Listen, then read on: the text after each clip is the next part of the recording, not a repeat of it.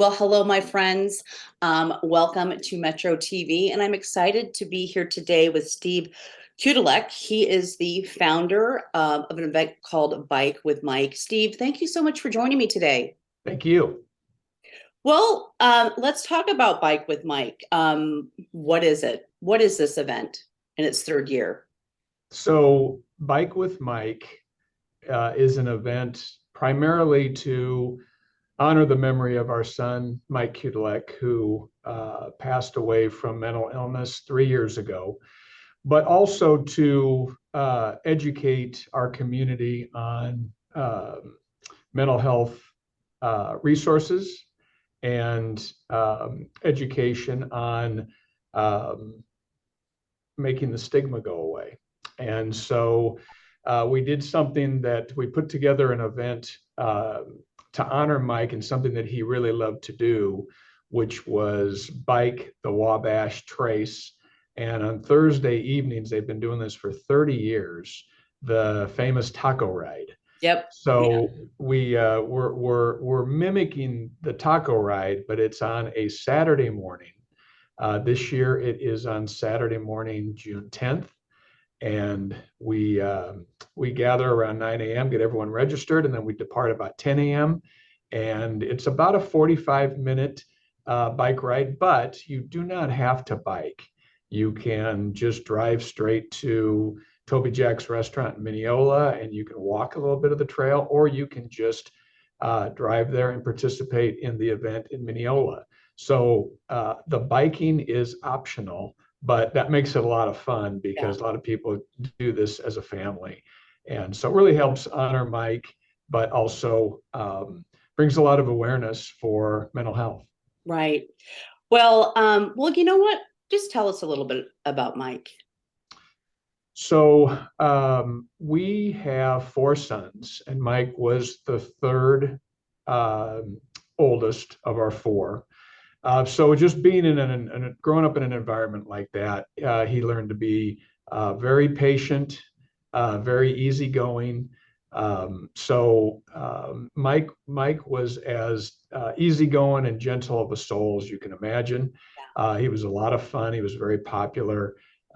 He started out in the West Side Community School District and then went to Creighton Prep and then to the University of Nebraska at Lincoln. He's very entrepreneurial. He started in junior high, putting together businesses and Wow. did a lot of his own lawn businesses and actually won scholarships to UNL for being entrepreneurial. But very bright, graduated from UNL with a finance degree, and then immediately went to work with First National Bank, and really had a bright and great career looking forward, and his future looked very good. And then probably about the time he was 25, 26 years old, he started to feel the beginnings of some anxiety and depression. Hmm. Was very resistant to any type of getting help, or especially taking medication. Yeah. And um, what happened is it just very quickly amplified and started very quickly progressing into more of a psychotic break, which eventually led to schizophrenia. Yeah. And unfortunately, at that point, he was really at a point where medication wasn't even helping him at all, and no any type of treatment he was getting was not helping. He eventually took his life in May of 2020, when he was 29 years old. Wow. And reading a little bit about, first of all, one of the stories that your son had written, and also in our current issue, we have a story on Mike. Um, as a family, you really didn't know what to do, or I mean, you just, I mean, I don't want to put words in your mouth, but kind of helpless. Yes, that's I think helpless is a great word, Andy. We our we are a very resourceful family. We know a lot of people, we know a lot of doctors, we have access to a tremendous amount of resources in this community, and we could not get help. And we experienced the gaps in our mental health community or mental health treatment. And it was so frustrating that part of what drove us to want to be very out there and talking about it is that we were like, our community is so great. Omaha's Yes. community is so philanthropic and it's so great, but to have gaps like this in something that's so important and growing, we decided that we were going to really try to get out there and talk about it and do something Yeah. about it, so that these families that were kind of hiding the fact that there was mental illness with a loved one. And by the way, now that we've been out there talking about it, the number of people who have come to us and said, okay, we got a problem, but we don't know where to start. Yeah. We're convinced that it's in every family. And Yeah. so if it's that prevalent, people need to know what steps to take, and they need to know where there are resources to address this before it Right. becomes a crisis. Because once it becomes a crisis, it's a whole different ballgame. Yeah. So let's talk a little bit about Community Alliance and why you chose to support them. And I mean, and they're here to help with this. So, Community Alliance has been around Omaha for over 40 years. Yeah. They're an amazing organization that provides a number of services to individuals who are struggling with mental illness or substance abuse. They provide housing, they provide employment opportunities, they provide help at the early stages, they provide help for people who have had a psychotic break and need even deeper resources. Yeah. So there's many different facets of Community Alliance that the community has to take advantage of with them. However, not many people know about them. Their name just seems to not be out there as much as it should be for what a great organization they are. Sure. And when we learned after the fact about their ability to provide services to an individual, or what they call a client who is in the early stages of not feeling right, the very early stages of depression or the very early stages of anxiety, where an individual just feels like something is not okay, Yeah. they have a lot of options. And for a lot of people, that's a great starting point, because they don't want to necessarily see a psychiatrist or have medication forced onto them. Sure. And they want to just know um, what's going on and what are my options. Maybe I just need to talk to a counselor. Maybe I just need to talk to a therapist. Maybe I just need to be in a peer group talking with other people who look like me, who are going through the same thing, and we can work our way through this. Yeah. But if they need psychiatric care, if they need medication, Community Alliance can help them with that. So we felt that if we were going to hook our wagon to an organization that we could help wave the flag for as part of the awareness, Community Alliance would be a great Yes. starting point. And by the way, Community Alliance is in the process of moving their Mhm. headquarters to a new building at 72nd and Mercy, which is going to be 3 times the size of their current. And they're going to be able to bring some of their services together all in one location. And it's going to be a state of the art, fabulous. And they're going to get a lot more notoriety, and there's going to be a lot more awareness of Community Alliance Sure.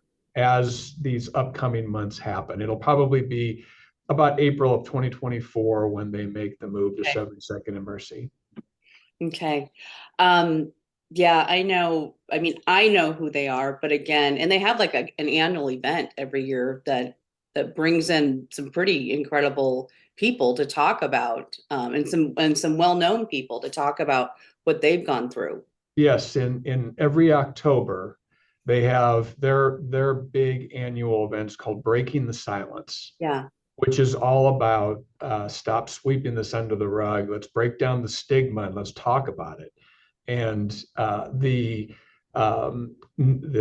people of national whether they're movie stars or athletes or just world renowned authors right.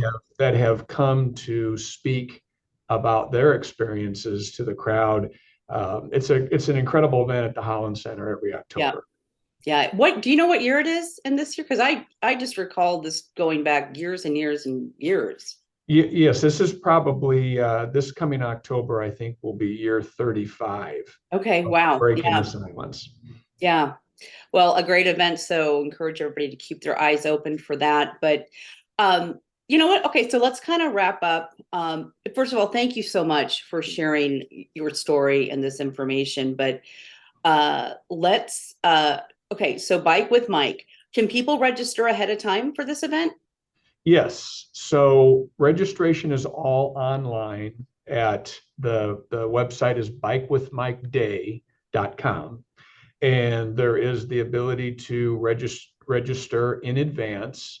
Um, with registration comes a T-shirt, lunch, a trail fee, swag bag, and it is only $40 plus taxes and fees for adults, Wow.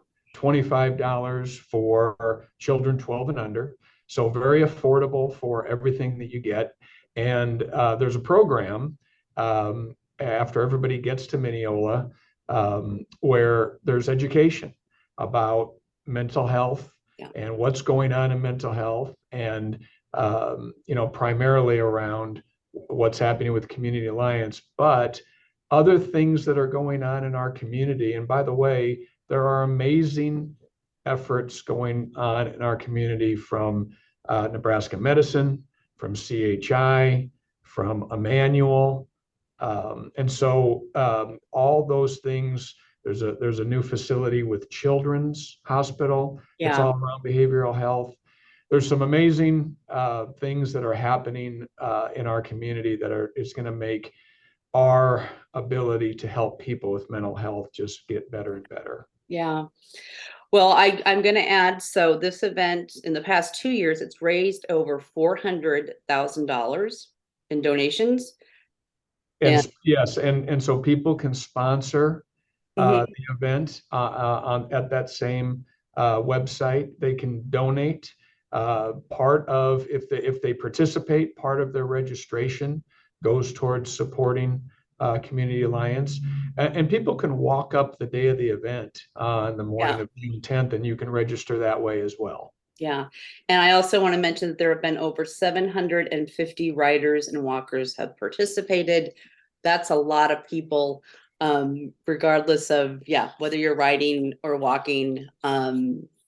And I know a lot of people will come on June 10th. I want to ask you another question. So is it 45 minutes to the event, or is it 45 minutes? Is it 45 minutes one way biking?